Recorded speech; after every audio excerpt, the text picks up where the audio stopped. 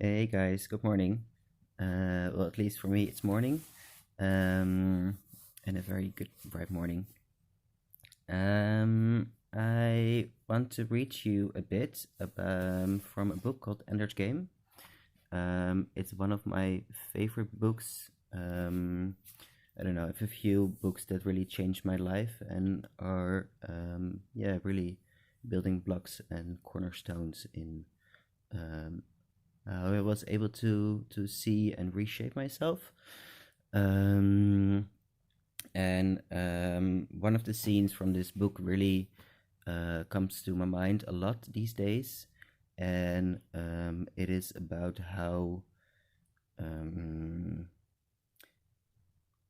about changing yourself to or adjusting yourself to a new situation, and how a lot of us, often me included, um, fail to adjust ourselves to this new situations that ask for a new position and a higher orientation.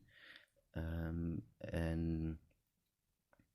yeah, I'm not gonna. That's the introduction. I'm gonna leave it at that. And what do you need to know? Because it's not the beginning of the book. It's set on Earth in the future, or it's a sci-fi book.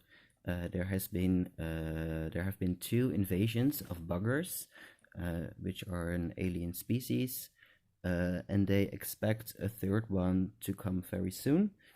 Um, and they have this battle school where they train kids to be soldiers and commanders.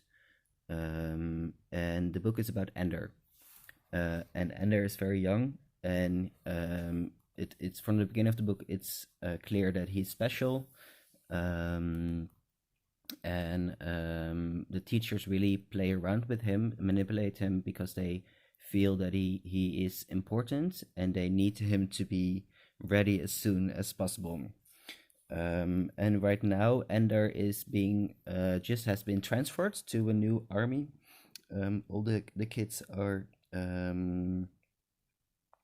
clustered in armies and they play battle games, and they train. And he's in his army, but he's way too young, so the commander is not really happy with him.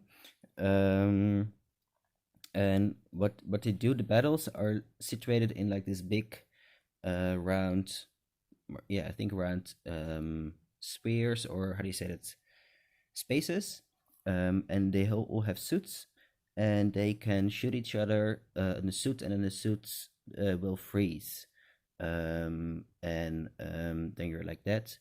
And the object is to get to the gate of the enemy, of the other army. Um, is there anything else you need to know? No, I think that's it for now. So let me just read a bit to you. Salamander army had a battle 4 days later. Ender followed behind the real soldiers as they jogged along the corridors to the battle room. There were two ribbons along the walls, the green-brown of Salamander and the black-white-black of Condor. When they came to the place where the battle room had always been, the corridor split instead, with green-brown leading to the left and black-white-black to the right. Around another turn to the right, and the army stopped in front of a black wall. The Toons formed up in silence. Ender stayed behind them all. Bonzo was giving his instructions. A. Take the handles and go up. B. Left. C. Down. D. Right. A. Take the handles and go up. B. Left. C. Right. D. Down.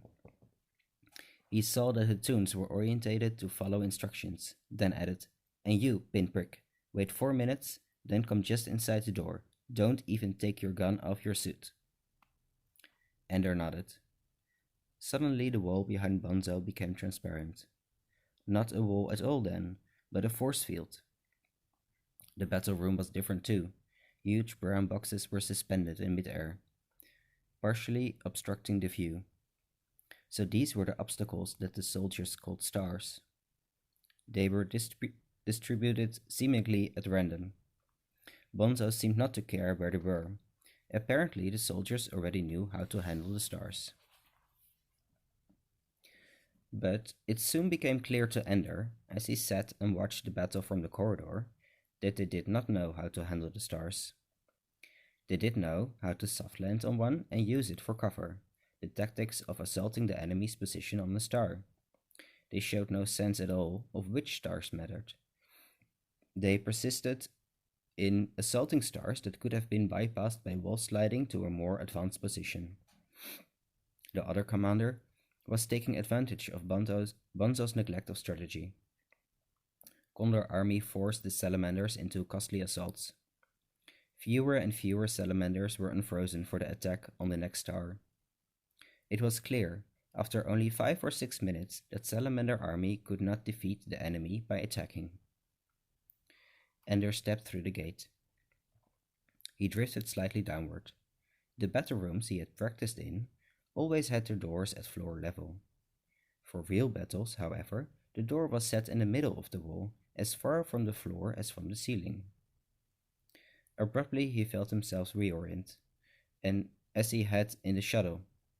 What had been down was now up, and now sideways. In Nullo there was no reason to stay orientated the way he had been in the corridor. It was impossible to tell, looking at the perfectly square doors, which way had been up, and it didn't matter. For now Ender had found the orientation that made sense. The enemy's gate was down. The object of the game was to fall forward the enemy's home. And yeah, I'm gonna leave it at that.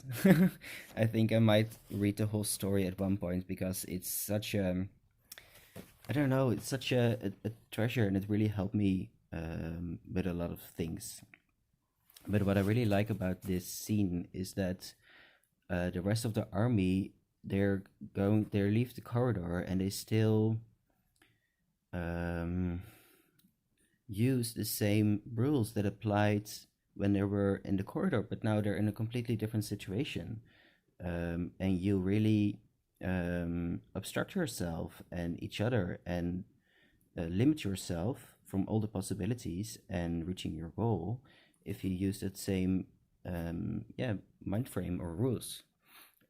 So the enemy's gate is down. For me, there's this mantra of what is it that you want to do, and yeah, try to become aware of what rules you still apply that don't apply anymore. And I think this whole Corona situation is asking exactly this of us. What is it that we want to reach? What is our goal? And for me, the goal is just to spread more love and light into the world. And it may be that we need to completely change around our lives, but that's already happening, you know? And we need to adjust, and we are adjusting. Like, look at us. Everybody is doing such a great job. And I'm really curious how people see this and perceive this in their own lives or around them. So please feel free to share, and yeah, let me know what you think of this.